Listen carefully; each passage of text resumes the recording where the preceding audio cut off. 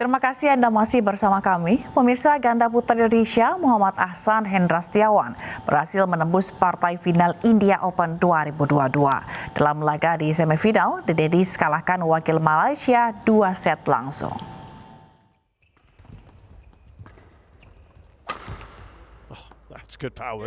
Semifinal India Open 2022 antara Muhammad Ahsan Hendra Setiawan dan wakil Malaysia Ong Yeo Sin Teo Yi berlangsung di Jadhav Indoor Hall, New Delhi, India.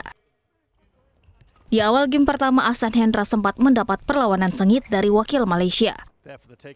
Namun perlahan mereka memimpin hingga mencapai interval game pertama dengan keunggulan 11-6.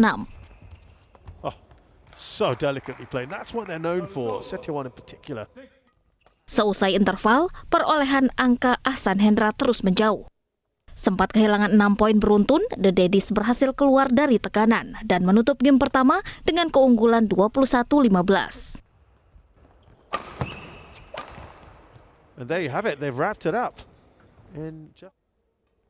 Di game kedua, Ahsan Hendra sempat tertinggal dari Ong Teo. Namun mereka mendapat momentum untuk samakan kedudukan dan memimpin perolehan poin.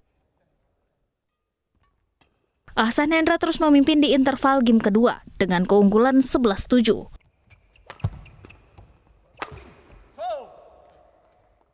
Sempat dapat tekanan dari Ong Teo, Ahsan Hendra akhirnya pertahankan keunggulan dan menutup game kedua dengan skor 21-18 untuk melaju ke partai final. Ini menjadi raihan final pertama bagi The Daddies pada kalender kompetisi musim 2022. The Daddies into their very first ever final. Dari tanah air, tim nasional Indonesia mencapai hasil maksimal dalam final Piala AFF 2020.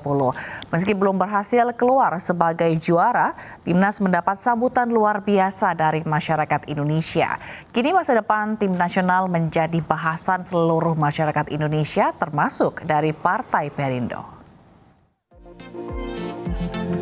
Oh, it's an early goal. A free header. Masa depan timnas Indonesia masih menjadi pertanyaan besar masyarakat pecinta sepak bola tanah air seusai bertarung habis-habisan di Piala AFF 2020.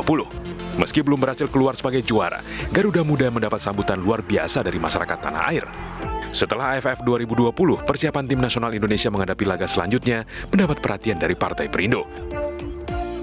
Partai Perindo sendiri memiliki komitmen untuk memperjuangkan pola-pola dan sistem pembinaan untuk mencetak prestasi. Sinergitas dan kerjasama dari berbagai pihak menjadi kunci utama menciptakan pemain dan tim nasional menuju juara.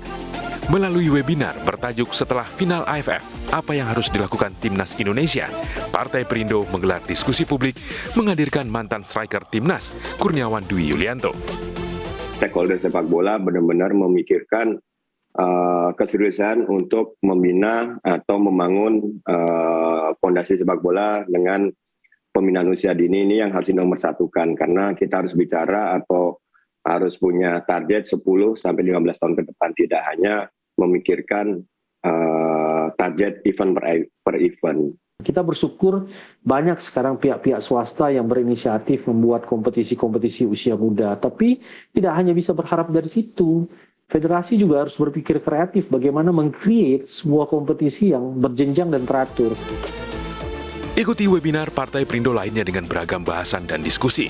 Serta dapatkan hadiah e-voucher belanja untuk peserta webinar yang beruntung. Tim Liputan iNews melaporkan.